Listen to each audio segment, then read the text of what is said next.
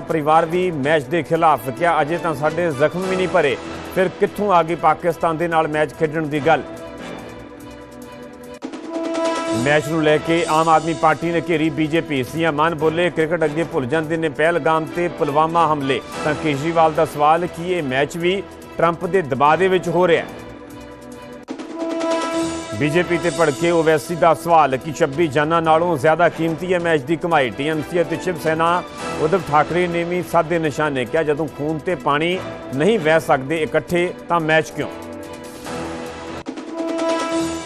पंजाब च भी बिहार वांग SIR करवाउण की तैयारी दे विच चोण कमिशन। विधान सभा हल्के संगरूर के लिए वोटां की सुधाई का काम शुरू। साल 2003 ते 2025 दीआं सूचियां दा कीता जावेगा मिलान। साबका मंत्री ते अकाली आगू महेंद्र सिंह KP के बेटे रिची KP की मौत। जलंधर के मॉडल टाउन दे विच सड़क हादसे दौरान गई जान। 4 गड्डियां की हुई सी टक्कर।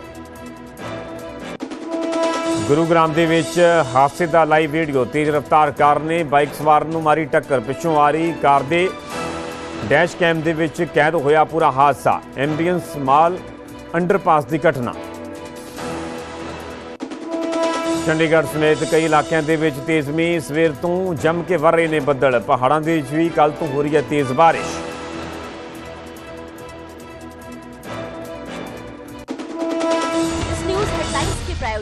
सबसे आगे, सबसे अलग, करतार कंबाइन।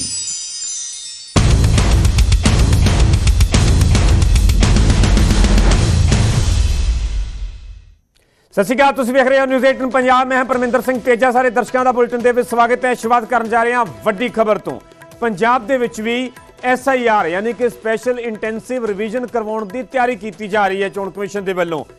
BLO यानी कि बूथ लैवल ऑफिसर नूं इस नूं लैके वोटर लिस्ट की रिवीजन के आदेश दे दिते गए हैं। साल 2003 ते 2025 दीआं सूचियां का इस दौरान मिलान किया जाएगा। सूचियां दे विच अयोग उम्र के नवे वोटर भी शामिल किए जाएंगे। जो आदेश जारी किए गए हैं उस दे विच कहा गया कि 2025 की सूची के विच 2003 की सूची वाला वोटर ना होने ते उसका कारण लिखा जाए।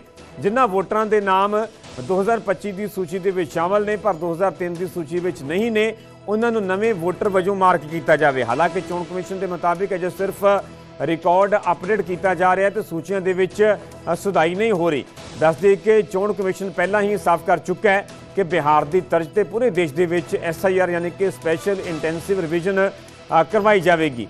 पहला बिहार के विच SIR होंदी है तो उसनूं लैके मुद्दा भी बहुत भखिया। तो पिछले दिनों के दौरान पार्लीमेंट का सैशन सीगा। कांग्रेस सने बाकी धिरां दे वल्लों इस ते खूब हंगामा किया गया। सरकार नूं चोण कमिशन नूं निशाने ते लिया गया। तो उस तो बाद हुण पंजाब के नाल जुड़ी हुई वड्डी खबर है कि पंजाब दे विच भी SIR यानी कि स्पैशल इंटेंसिव रिवीजन करवाउण की तैयारी चोण कमिशन के वल्लों की जा रही है। इसनूं लैके BLOs नूं आदेश भी दे दिते गए हैं कि वोटर लिस्ट की रिवीजन की जाए। साल 2003 ते 2025 दीआं सूचियां का मिलान किया जाए। दरअसल 2 ਵੱਖ-ਵੱਖ सालों को आधार बनाया गया इस रिवीजन वास्ते। एक साल 2003 तो फिर साल 2025। ये वेख्या जाएगा कि साल 2003 दीआं वोटर सूचियां दे विच किहड़े-किहड़े नाम सन वो 2025 दे विच है ने जां नहीं। उस बारे विस्तार दे नाल पूरी रिवीजन की जाएगी। सूचियां दे विच योग उम्र के नवे वोटर भी शामिल किए जाएंगे। जो आदेश जारी किए गए उस दे विच कहा गया कि 2025 की सूची के विच 2003 की सूची वाला वोटर ना होने ते उसका कारण लिखा जाए। जो ये रिवीजन पूरी की जाएगी क्योंकि इस तो पहला गल की जाए तो बिहार के विच भी SIR हो चुकी है। उसनूं लैके खूब मुद्दा भखिया सी। तो हुण पंजाब के विच भी चोण कमिशन के वेले पूरी तैयारी की जा रही है। इसनूं लैके बकायदा जिहड़ा कि नोटिफिकेशन जारी होया इस दे विच जो आदेश दिते गए ने चोण कमिशन के वल्लों उस दे विच विषय जो लिखा गया है स्पैशल इंटेंसिव रिवीजन इस दे संबंधित ये आदेश जारी किए गए हैं। जिला चोण अफसर संगरूर जी का पत्र नंबर उस पत्र नंबर का जिक्र किया गया। उपरोक्त विषय के संबंध में हदायत की जाती है कि इस दफ्तर वालों आप साल 2003 के नाल संबंधित वोटर सूचियां मुहैया करवाई गई हैं। आप दे अधीन आउंदे समूह BLOs नूं हदायत की जाए कि इन्हां वोटर सूचियां का मिलान साल 2025 दीआं वोटर सूचियां दे नाल हेठ लिखियां हदायतां नूं ध्यान दे विच रख के करना यकीनी बनाया जाए। इस दे विच कहा गया कि साल 2003 की वोटर सूची वाले जो वोटर माल 2025 की वोटर सूची के विच भी ਦਰਜ ਹਨ ਉਹਨਾਂ ਨੂੰ ਮਾਰਕ ਕੀਤਾ ਜਾਵੇ। ਜੋ ਵੋਟਰ ਸਾਲ 2003 ਦੀ ਵੋਟਰ ਸੂਚੀ ਦੇ ਵਿੱਚ ਦਰਜ ਹਨ ਪਰੰਤੂ ਸਾਲ 2025 ਦੀ ਵੋਟਰ ਸੂਚੀ ਵਿੱਚ ਦਰਜ ਨਹੀਂ ਹਨ, ਉਹਨਾਂ ਦੀ ਵੋਟ ਨਾ ਹੋਣ ਦਾ ਕਾਰਨ ਵੀ ਲਿਖਿਆ ਜਾਵੇ। ਇਸ ਤਰੀਕੇ ਦੇ ਆਦੇਸ਼ ਜੋ ਕਿ ਚੋਣ ਕਮਿਸ਼ਨ ਦੇ ਵੱਲੋਂ ਦਿੱਤੇ ਗਏ ਨੇ।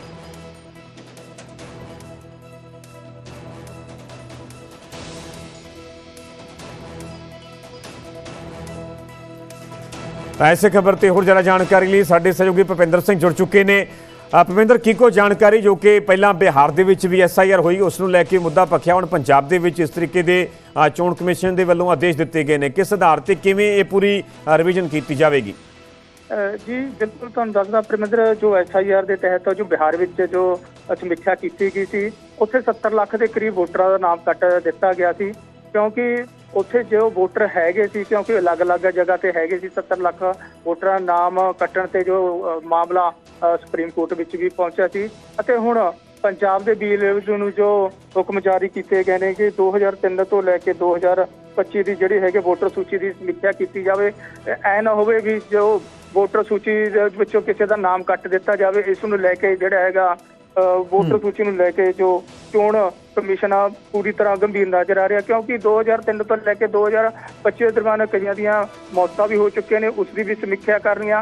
नवीं जिहड़ी हैगी आ वोटर सूची उसनूं भी सेध देने, इस नूं लैके जिहड़ा चोण कमिशन तर्क दिखाई दे रहा जी। हाँ ठीक है भुपिंदर, फिलहाल की पूरी जानकारी लिए बहुत बहुत धन्यवाद। पंजाब के विच भी SIR करवाउण दी चोण कमिशन के वल्लों तैयारी की जा रही है, इसनूं लैके BLOs नूं बकायदा रिविजन के आदेश दिते गए ने। दरअसल साल 2003 ते 2025 दीआं सूचियां दा इस रिविजन के दौरान मिलान किया जाएगा। अगे वधांगे ते गल करांगे मौसम की। चंडीगढ़ समेत कई इलाकों के विच तेज़ मींह पै रहा, सवेर तो जम के बदल वारे ने। पहाड़ों के विच भी कल तो तेज़ बारिश का दौर जारी है, हालांकि 3-4 दिन मींह ते पंजाब दे विच ब्रेक रही, क्योंकि किसी भी तरीके का रेड अलर्ट जां येलो अलर्ट मौसम विभाग के वल्लों जारी नहीं सी कीता गया।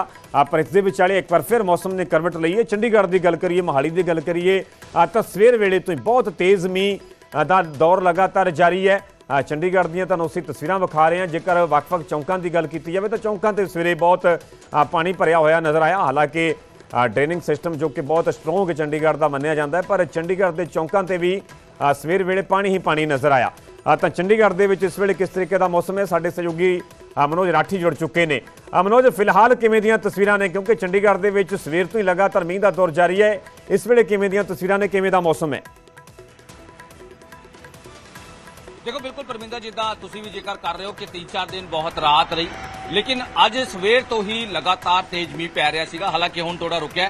लेकिन मौसम विभाग की मनीए तो जी जानकारी दी गई है कि रुक रुक के मींह पएगा, और कल तो यानी कि 15 रात तो कह सकते हैं कि 15, 16, 17 ये 3 दिन का जिहड़ा एक बार फिर अलर्ट जिहड़ा है वो दिता गया, यानी कि तेज मींह पएगा। और चंडीगढ़ समेत पूरे पंजाब दे विच और हरियाणा के कई जिले दे विच अलर्ट जिहड़ा हैगा वो दिता जा रहा है। हालांकि देखो हुण तेज मींह का जिहड़ा अलर्ट दिता गया किते ना किते हुण दोबारा तो चिंता का विषय है, क्योंकि पिछले दिनों लगातार तेज मींह पिया, जिस करके काफ़ी नुकसान भी होया है। लगातार जिस तरह का अलर्ट दिता गया सीगा उस तो ज़्यादा ही बरसात भी देखने को मिली है, इस करके इस बार काफ़ी चिंता का विषय जरूर है। इस करके जिहड़ी पूरा सिस्टम नूं जिहड़ा हैगा मजबूत करने की कोशिश की जा रही है, या फिर होर भी तैयारियां जिहड़ी की जा रही है। ड्रेनेज सिस्टम जी तुसीं गल कर रहे हो, चाहे वो चंडीगढ़ की गल होवे, चाहे वो पंजाब की कई थावां ते वाटर लॉगिंग की जिहड़ी दिक्कत है वो लगातार पेश पिछले दिन भी आई।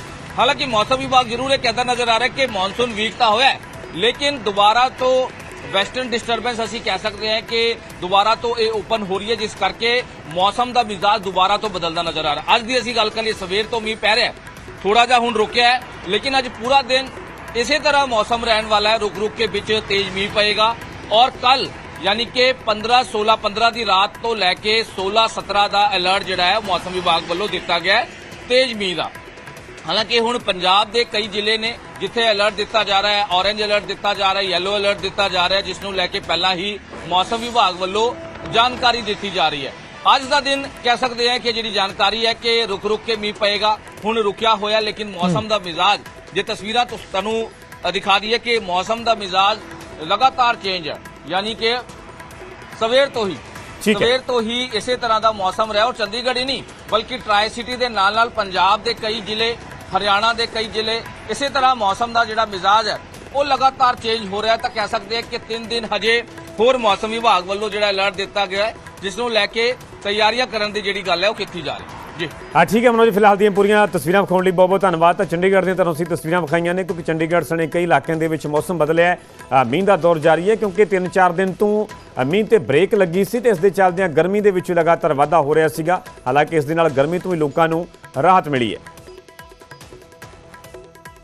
रुक करेंगे अगली बड़ी खबर का विरोध के विचाले अज Bharat Pak high voltage match होने जा रहा है। भारतीय समय के मुताबिक रात 8 बजे दुबई के एशिया कप का T20 मुकाबला होगा। भारत पाकिस्तान मैच का सख्त विरोध भी हो रहा है। पहलगाम के मारे गए शुभम द्विवेदी की पत्नी ने सवाल चुके ने। उनका कहना है कि सब के जज्बात खत्म हो चुके हैं कि BCCI नूं 26 मृतकों के परिवारों प्रति हमदर्दी नहीं है। BCCI वालियां दी फैमिली तो कोई नहीं गया। क्रिकेट खिडारी देश के लिए स्टैंड लैन, उन्होंने इस गल का भी जिक्र किया। उन्होंने आम लोगों को अपील की है कि मैच ना देखो। पीड़ित परिवारों की आवाज़ शायद BCCI तक नहीं पहुंची, जिथे कि अज भारत ते पाकिस्तान दी टीमां आमो सामने दुबई दे विच होणगीਆਂ।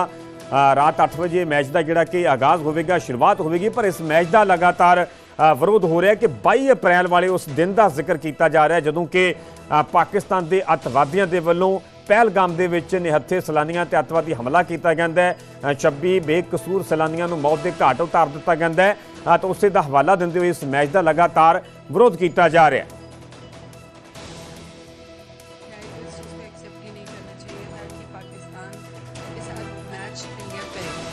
ये बहुत बड़ी हमारे ही देश में लोग गलती कर रहे हैं इस चीज़ को एक्सेप्ट करके।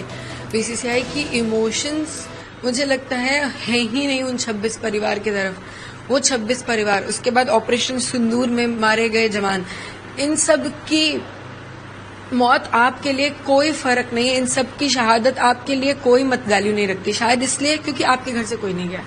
BCCI के जितने भी लोग हैं उनकी फैमिली से कोई नहीं गया, इसलिए कोई नहीं बोल रहा, शायद इसलिए कोई रिएक्शन नहीं दे रहा। दूसरी चीज, ये क्रिकेटर्स हमारे कहाँ सो रहे हैं। सबसे ज्यादा अगर बोला जाता है कि नेशनैलिटी है किसी में तो क्रिकेटर्स में होती है, जितना मैंने सुना है, जितना मैंने समझा है। इसीलिए क्रिकेट को एक नेशनल गेम की तरह देखा जाता है, जबकि हॉकी हमारा नेशनल गेम है। उसके बाद एक भी क्रिकेटर, 1-2 के अलावा क्रिकेटर्स आए नहीं हैं ये बोलने कि नहीं हमें इंडिया पाकिस्तान का मैच बायकॉट करना है, हम पाकिस्तान के साथ नहीं खेलना चाहते। आप स्टैंड लो ना। BCCI की टीम मत थोड़ी ना है कि आपके ऊपर बंदूक रख के आपको गेम खिलवा देगी। आप स्टैंड लीजिए अपने देश के लिए, वो भी नहीं ले रहे हैं। उसके बाद मैं ये लोगों से, आप सबसे, जो स्पॉन्सर्स इस गेम को स्पॉन्सर कर रहे हैं, जो टीवी चैनल, सोनी चैनल इसको दिखा रहा है, मैं उन सबसे पूछना चाहती हूँ, आपके अंदर इंसानियत, आपके अंदर आपके 26 लोगों के लिए जो नेशनैलिटी है वो खत्म हो चुकी है। क्योंकि स्पॉन्सर्स तो मिल ही गए इन लोगों को। सोनी ने इसको दिखाने के लिए एग्री भी किया है। ऊपर से इतना प्रचार चल रहा है, इतना ज्यादा उस चीज को लेके दिखा रहे हैं कि ये इंडिया पाकिस्तान, ऑपरेशन सिंदूर के बाद इंडिया पाकिस्तान का पहला मैच है। दिमाग खत्म है आप लोगों का, इमोशंस खत्म है। आप अपने नेशन के लिए आप कुछ करना ही नहीं चाहते हो, आपके अंदर कुछ बचा ही नहीं है। आप एक छोटी सी बात समझिए, आपके साथ आपका पड़ोसी लड़ लेता है तो आप बात नहीं करते हो उससे। आपके पड़ोसी मुल्क ने आके आपके देश में घुस के आपके लोगों को हिंदू पूछ के मारा है और आप उसकी शक्ल देख के उसके साथ एक मैच खेलोगे। पहलगाम हमले के विच मारे गए गुजरात के प्यो पुत यतीश परमार और सिमत परमार का परिवार भी मैच के खिलाफ है। यतीश की पत्नी और सिमत की मां किरण परमार ने कहा कि अजे तो साडे जख्म भरे भी नहीं ने, मैनू इस तरह शांति नहीं मिलेगी। अजे तो ऑपरेशन सिंदूर भी पूरा नहीं होया, तो फिर मैच की गल कित्थों आ गई। सिमत परमार के भरा सामन परमार ने कहा कि पहलगाम के साडे परिवार के 2 जी चले गए, जे तुसीं मैच ही खेडना है तो मैनू मेरा भरा मोड़ दिओ। मेरे 16 साल के भरा नूं इन्नियां गोलियां लगियां सन, पाकिस्तान के नाल किसी तरह का संपर्क नहीं रखना चाहिए।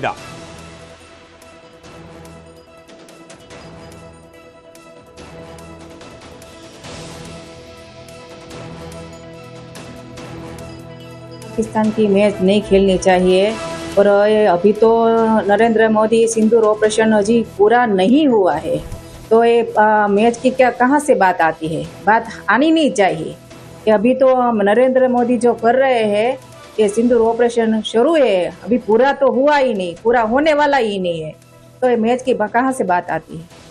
क्या कहेंगे, देश के जवान भी शहीद हो रहे हैं और पाकिस्तान के साथ मैच खेलने की मेरे देश के भाइयों जो शहीद हुए हैं, ये मैच अभी खेलने की बात आई है। उसके घर तुम लोग घर के जाके देखो कि एक लोग कितने दुखी है, हम कितने दुखी है। अभी हमारा गांव भरा नहीं है और ये मैच की बात आ रही है। कहाँ की बात है ये? मैच खेलेगी तो आप मतलब मैच खेला जाएगा तो आप क्या होगा आपको दर्द कैसे? मुझे शांति नहीं, मेरे देश के लोगों को शांति नहीं मिलेगी। मैं तो कहती हूँ कि जब मैं मोदी जी है सिंदूर ऑपरेशन चलाया, अभी पूरा नहीं है, मैच की बात आती है तो किसी को क्या शांति मिलेगी? मेरे जवान भाइयों शहीद हो गए, क्या उसको शांति मिलेगी? नहीं मिलेगी।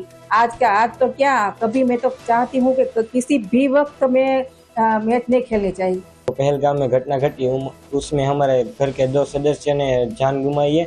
उसके साथ पहलगाम में 26 लोगों ने भी जान गुमाई है। और ये हमें अभी पता चला कि पाकिस्तान के साथ और भारत की मैच है, तो पाकिस्तान के साथ कोई भी जात का व्यवहार होना ही नहीं चाहिए। आज कल या भविष्य में कोई भी जात का व्यवहार होना ही नहीं चाहिए, क्योंकि वो आतंकी देश है।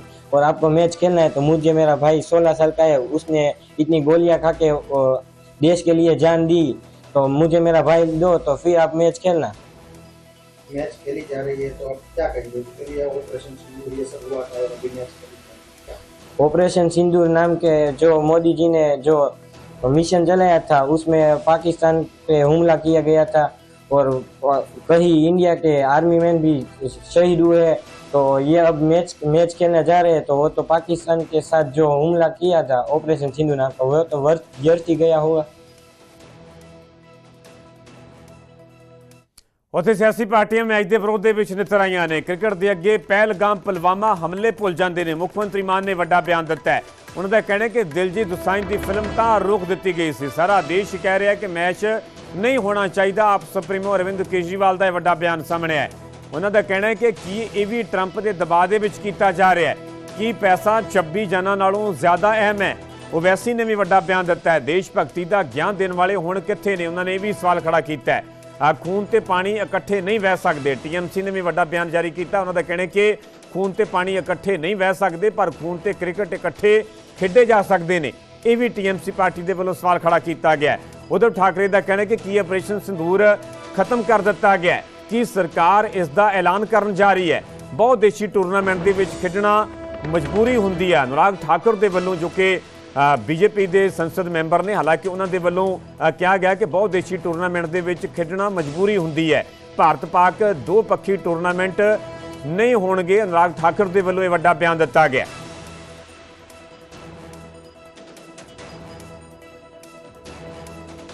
मैं तो पहले भी कहता सी दिलजीत की फिल्म वास्ते तो रोको भी रोको, नहीं तो गदार है देश का। तो मैच क्योंकि ਉਹਦੇ ਚ ਵੱਡੇ ਸਾਹਿਬ ਦਾ ਬੇਟਾ ਜਿਹੜਾ ਉਹ ICC ਦਾ ਪ੍ਰਧਾਨ ਹੈ, BCCI ਵੀ ਉਹੀ ਦੇਖਦੇ ਨੇ, ਤਾਂ ਫਿਰ ਉਦੋਂ ਸਭ ਠੀਕ ਹੋ ਜਾਂਦਾ। ਉਦੋਂ ਪਹਿਲਗਾਮ ਭੁੱਲ ਜਾਂਦੇ ਨੇ, ਉਦੋਂ ਪੁਲਵਾਮਾ ਭੁੱਲ ਜਾਂਦੇ ਨੇ। ਸੋ ਤਾਂ ਮੈਂ ਅਹਿਮਦਾਬਾਦ ਮੈਚ ਕਰਾਇਆ ਨਹੀਂ, ਜਦੋਂ ਹੁਣ ਵਰਲਡ ਕੱਪ ਹੋਇਆ ਸੀ। ਨਹੀਂ ਫਿਰ ਮੈਚ ਤਿੰਨ ਟੀਮਾਂ ਖੇਡ ਰਹੀਆਂ ਕੱਲ ਨੂੰ, 2 ਪੱਖੀ ਹੈ ਮੈਚ। ਤਾਂ ਜੇ ਕੋਈ ਸਹੀ ਹੈ ਉਹ ਚ ਵੀ ਮੈਚ ਤਾਂ 2 ਟੀਮਾਂ ਹੀ ਖੇਡਦੀਆਂ ਨੇ। ਕੱਲ ਨੂੰ ਮੈਚ ਉਹਨਾਂ ਨਾਲ ਹੈ। ਫਿਰ ਮੈਂ ਕਹਿੰਦਾ ਹਾਂ ਜਾਂ ਤਾਂ ਫਿਰ ਸਾਰਾ ਕੁਝ ਕਲੀਅਰ ਕਰ ਵੀ ਸਪੋਰਟਸ ਕਲਚਰ, ਕਿਉਂਕਿ ਸਾਡਾ ਤਾਂ ਕਲਚਰ ਵੀ ਸਾਂਝਾ ਹੈ। ਇੱਥੇ ਆ ਕੇ ਪਾਕਿਸਤਾਨੀ ਕਲਾਕਾਰ ਗਾਉਂਦੇ ਵੀ ਰਹੇ ਹੈ ਨਾ, ਇੱਥੇ ਵਿਆਹਾਂ ਚ ਗਾ ਕੇ ਜਾਂਦੇ ਆਰਿਫ ਲਾਹੌਰ ਹੋਰੀ। ਤੇ ਉਦੋਂ ਤਾਂ ਫਿਰ ਹਾਏ ਵੀ ਇਹ ਨਹੀਂ ਇਹ ਸਾਡੇ ਨਾਲ ਕਰਦੇ ਆ ਮਜ਼ਾਕ।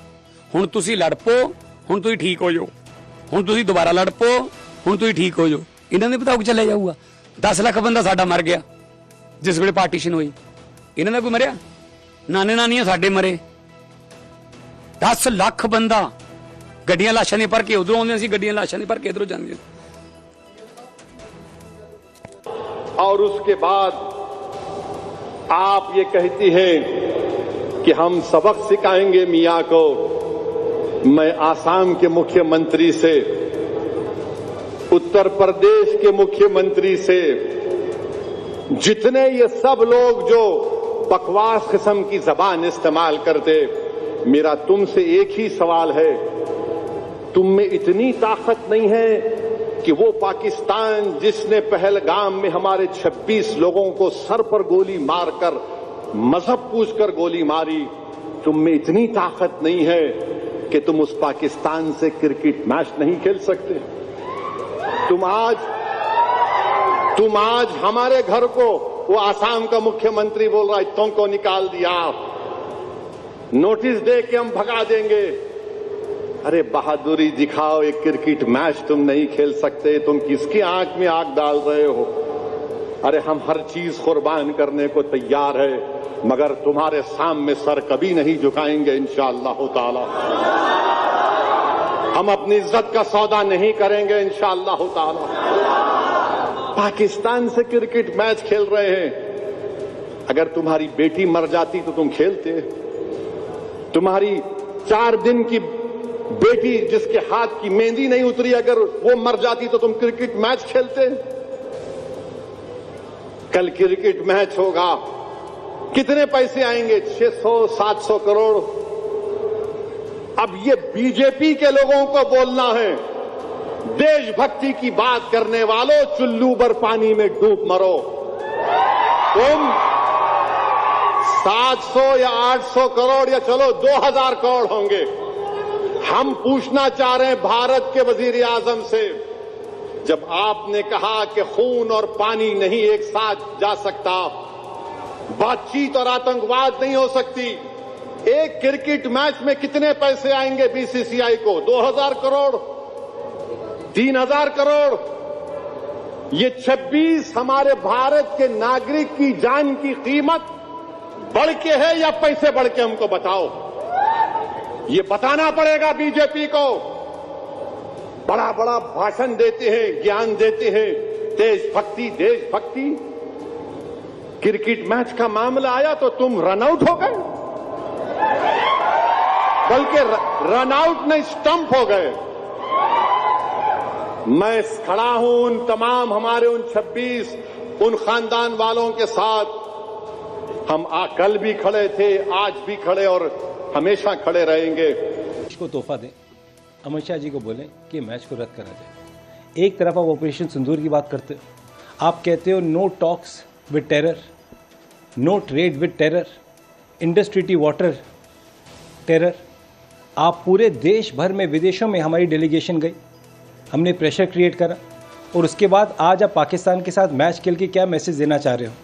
और सबसे बड़ी बात है, जो उनके चेयरमैन हैं, उन्होंने ओपनली इंडिया को रिडिक्यूल करा है। आप पाकिस्तानी प्लेयर्स के वीडियोस देखिए ड्यूरिंग ऑपरेशन सिंदूर, किस तरीके से उन्होंने मजाक हम लोगों को उड़ाया है। 26 मासूम लोगों की मौत हुई है, उस बात को भी 1 साल भी नहीं हुआ, और यहाँ पाकिस्तान के साथ मैच खेलेंगे। कितना पैसा पाकिस्तान को पहुँचेगा इस मैच से, कितना बेनिफिट पाकिस्तान को होगा, आप सोच भी नहीं सकते। कितनी बड़ी व्यूअरशिप उनको मिलेगी, और इसी पैसे को इवेंचुअली वो ट्रेड फिर से टेररिज्म में यूज़ करेंगे, फिर देश में हमला करेंगे। मेरा मानना है इस मैच को बिल्कुल भी नहीं होना चाहिए। देखिए, अगर आप इतिहास में जाएंगे ना, एक बार साउथ अफ्रीका ने अपार्थाइड के समय स्पोर्ट्स खेलना बना कर दिया था, और पाकिस्तान से सीखे ना, पाकिस्तान हॉकी टीम ने इंडिया आने से मना कर दिया था 1990 में, after all the clearances were done. किसके प्रेशर से ये मैच हो रहा है, इसका फ़ायदा किसको होगा? मुझे लगता है देश हित के अंदर, जैसे ऑपरेशन सिंदूर में पूरा देश प्रधानमंत्री और हमारे देश के साथ खड़ा था, आज भी पूरा देश चाहता है मैच बिल्कुल भी ना हो। और मैं तो कहना चाहता हूँ, वो जितने भी ट्रोल्स हैं जो देशभक्ति की बात करते हैं, भारत माता के रोज़ नारे लगाते हैं, क्या उनका मन नहीं रोता होगा ये देख के कि आज पाकिस्तान के साथ हम मैच खेलने जा रहे हैं, इन्हीं लोगों ने हमारे 26 मासूम लोगों को देश में घुस के मारा था। मुझे लगता है इससे बड़ी शर्म की बात नहीं होनी चाहिए, तुरंत इस मैच को रद्द करना चाहिए। मल्टीनेशनल टूर्नामेंट जहां पर एसीसी या आईसीसी करवाती है, वहां पे किसी भी देश के लिए मजबूरी या ज़रूरी हो जाता है भाग लेना।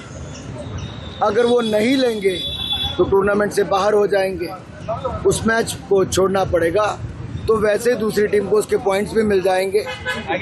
तो इसकी बजाय जो आपकी प्रतिबद्धता है, चाहे कोई भी खेल है, उसमें मल्टीनेशनल टूर्नामेंट में आपको खेलना ही पड़ता है। लेकिन बायलैटरल टूर्नामेंट भारत पाकिस्तान के साथ नहीं खेलता।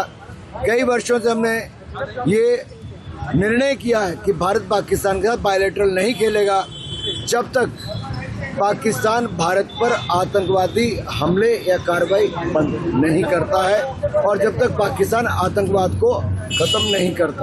ये दोनों चीजें अलग अलग हैं। जहाँ तक भारत पाकिस्तान का जो आपस में विषय है, सिंदूर का ऑपरेशन, ये सब, वो तो कुल मिला करके कोई भी उस विषय को पसंद नहीं करेगा कि हाँ ये चीजें होनी चाहिए। लेकिन जहाँ तक खेल का संबंध है, अब खेल की एक भावना होती है, खिलाड़ियों का एक मनोबल होता है, तो उस नाते से उसका कोई बहुत विरोध भी जायज नहीं है। इसलिए जो कुछ तय किया गया उसको समझ के तय किया गया। ਉਹਦੇ ਕ੍ਰਿਕਟਰ ਤੇ ਰਾਜ ਸਭਾ ਮੈਂਬਰ ਹਰਭਜਨ ਸਿੰਘ ਵੀ ਮੈਚ ਦਾ ਵਿਰੋਧ ਕਰ ਰਹੇ ਨੇ, ਪਰ ਯੋਗਰਾਜ ਸਿੰਘ ਦਾ ਕਹਿਣਾ ਹੈ ਕਿ ਭਾਰਤ ਪਾਕ ਦੇ ਮੁੱਦੇ ਦੇ ਵਿੱਚ ਮੈਚ ਨੂੰ ਨਹੀਂ ਘਸੀਟਣਾ ਚਾਹੀਦਾ। देखिए, इंडिया पाकिस्तान का मैच जो है हमेशा वो लाइमलाइट में आता है। अब ये ऑपरेशन सिंदूर हुआ और उसके बाद सब लोगों ने बोला कि क्रिकेट नहीं होनी चाहिए, व्यापार नहीं होना चाहिए। और देखिए, ये हम लोग अभी लेजेंड्स खेल रहे थे, हमने तो खेला नहीं होगा। ये अपनी अपनी सोच की बात है, अपनी समझ की बात है। मुझे लगता है कि जब तक देशों के रिलेशंस ठीक ना हो जाए तो फिर क्रिकेट या व्यापार नहीं होना चाहिए। वो मेरी अपनी सोच है। लेकिन सरकार जब ऊपर से ऑर्डर पास करती है जी, ऐसा होगा जी, ऐसा नहीं होगा जी, आप बोलते हो हाँ जी जी, ठीक है जी, माई बाप, ये आदत कब छूटेगी आपकी कि जिंदगी में आपको अपने डिसीजन लेने चाहिए खुद? ठीक है जी। क्या बीसीसीआई सरकार की मोहताज है? मैं पूछना चाहता हूँ। ऑटोनोमस बॉडी है जी, अगर वो प्राइवेट बॉडी है, उनका प्राइवेट बात है, और जब खेल को अब भी तो आप खेल ही रहे हो, या तो अब भी ना खेलो, तो ये थूक के चाटने की आदत क्यों पड़ी है भाई? अपनी भी बेइज्जती करवाते हो, आवाम की भी बेइज्जती कराते हो, देश की भी बेइज्जती दुनिया में होती है। गेम को अलग रखो, खेलो, उसके साथ पॉलिटिकल सिस्टम का कोई काम नहीं है। आप करो जो आपको करना है, क्योंकि जो आप बीजोगे वो काटोगे। अच्छा करोगे तो अच्छा होगा, बुरा करोगे तो बुरा होगा। But what I am trying to say Umesh, वो जो बात बहुत जरूरी है वही है कि खेल को हम हमेशा फकीरी के साथ तोलते रहे हैं। हम और आपकी कितनी बात होती रही, फकीर और खिलाड़ी की क्या धर्म है, क्या जात है, किस वर्ग का है, वो तो कुछ भी नहीं है। 53 साल मेरे 54 ईयर्स मुझे हो गए। यहाँ पे हर तरह के लोग आए, कभी जिंदगी में महसूस ही नहीं हुआ कि ये कौन है क्या नहीं है। सो आई